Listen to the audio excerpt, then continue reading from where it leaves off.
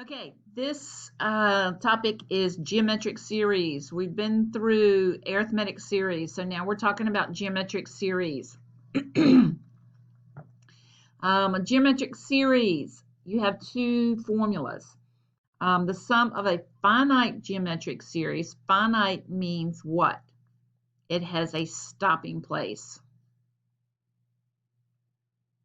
It has a finite number of numbers in the sequence. So you would use this. S sub n is the number of terms, a sub 1 again is the first term, r is the common ratio. Quick to show you how easy this formula is. If you're given something like this and you see the S, you know you're having to find the series sum. So because we know it's a sum, we can identify some important things. The a sub 1 value here is 3. My n value is 7. Now let's talk about how easy it is to find our common ratio. We take the second term and we divide it by the first term. So 6 divided by 3 gives us 2. Or I could take the third term and divide it by the second. 12 divided by 6 also gives me 2. So my common ratio is 2.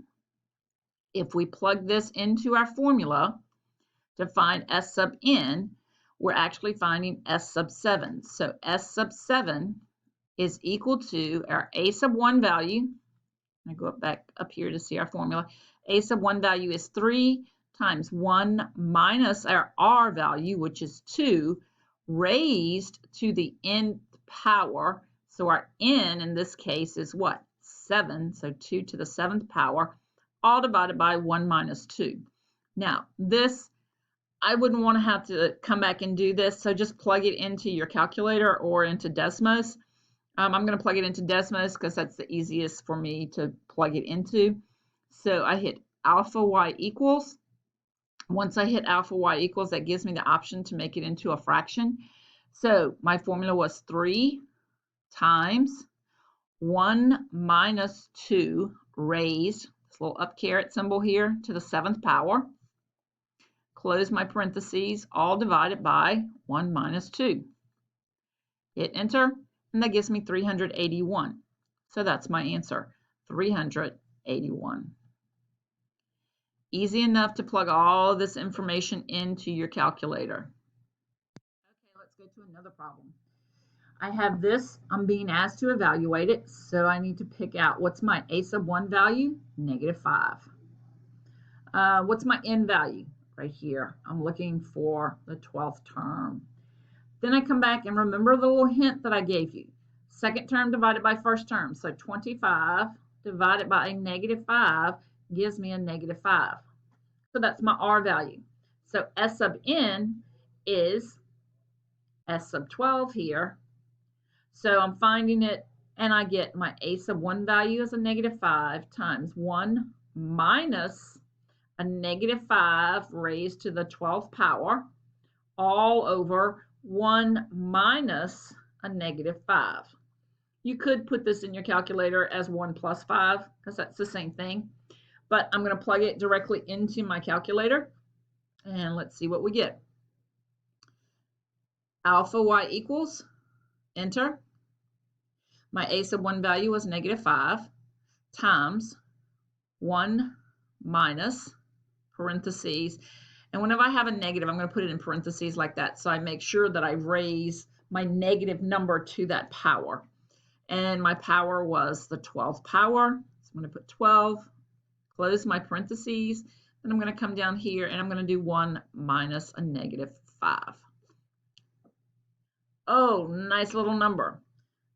203,450,520. Nice little number. You'll notice when you're doing geometric series, the numbers can get really big quick. Now, if we have an infinite series, so that means it keeps going, it never stops, you'll notice that the numbers will get smaller and smaller and smaller, so you still will be able to find the sum. You can see it like this. Sometimes you'll actually see it with an infinity symbol there. So this is a little bit shorter formula. Let's see if we can find one for this. Notice you have your infinite symbol there, so you know it's going to keep going. This is an infinite series. It's going to keep getting smaller and smaller and smaller. So my a sub 1 value is 4.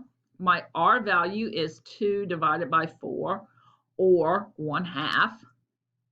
And I'm going to use the formula of my infinite series, which is just a sub 1 over 1 minus r.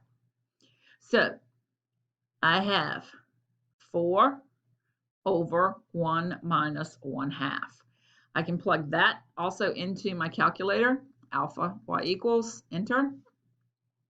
My first term was, a sub 1 term was 4 over 1 minus alpha y equals, enter, 1 over 2.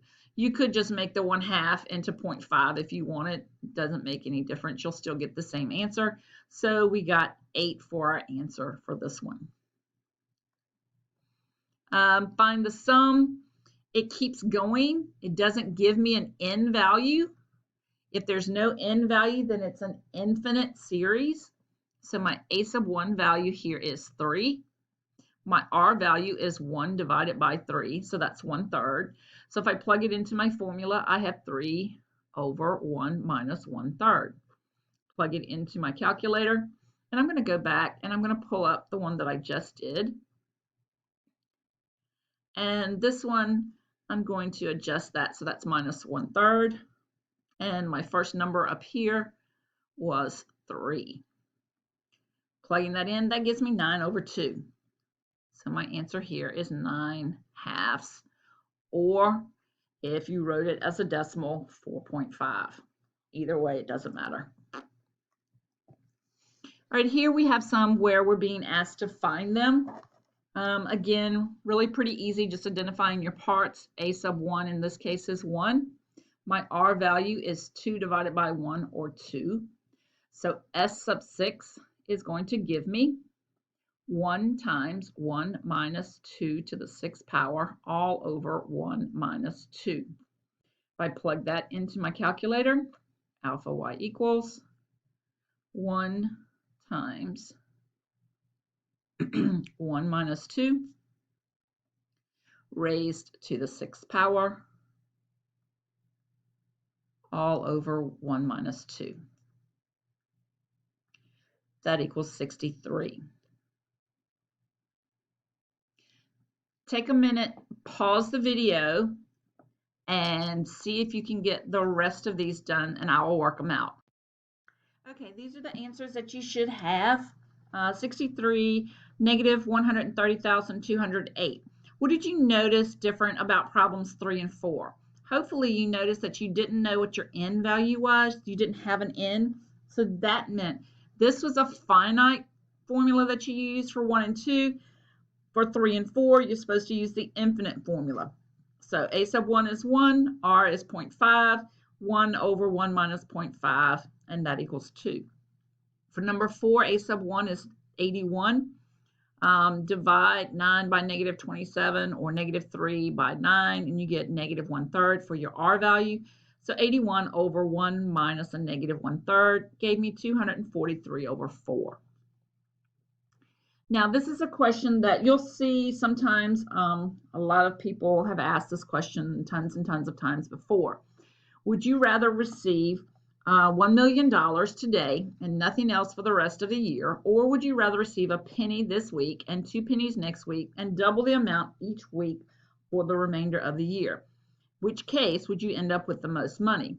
Well, let's look at this problem. If you received your lump sum, then your lump sum would be your $1 million. And that's all you get.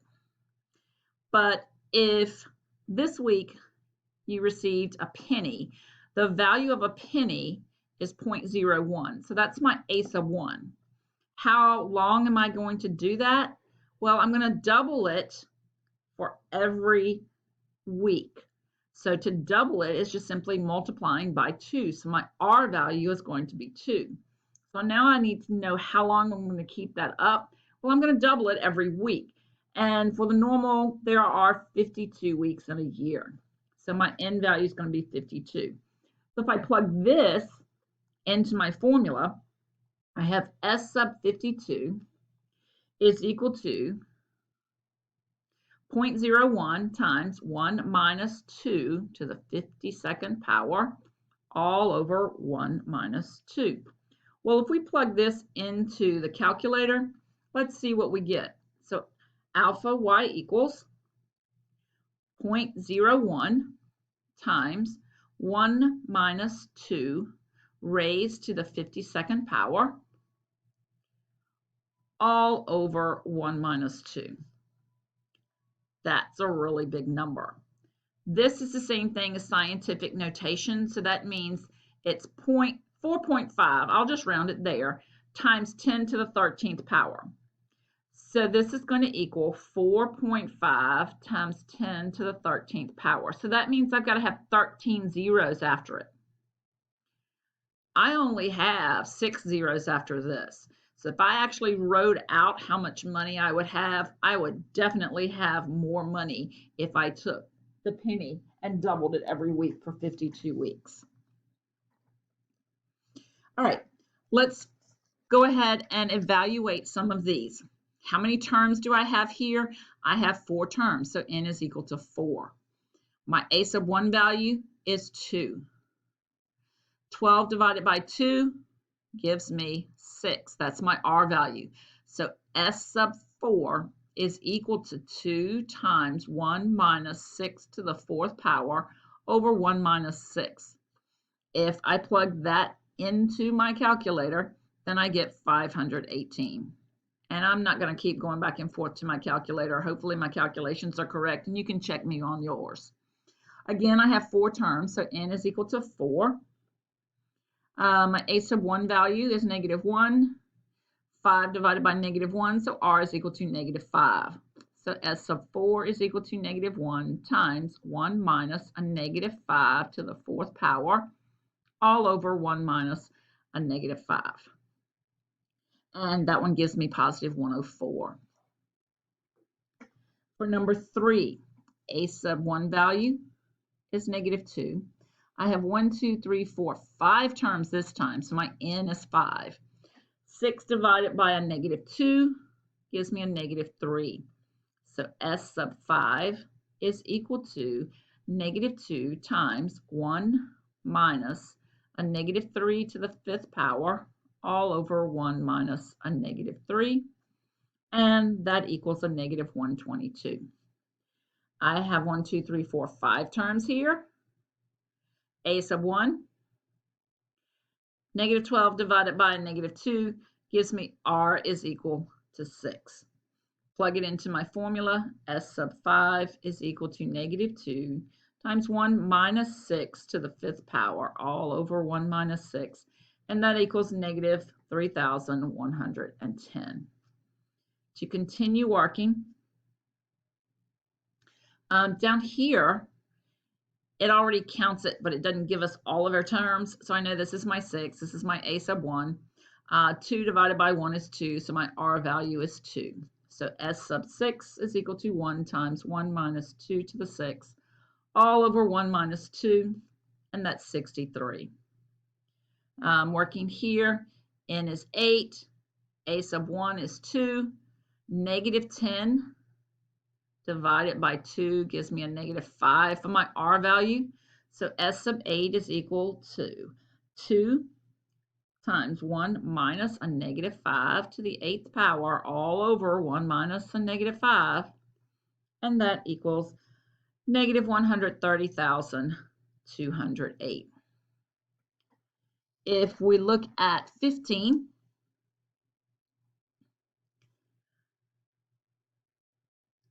then we have 9, a sub 1 is 1,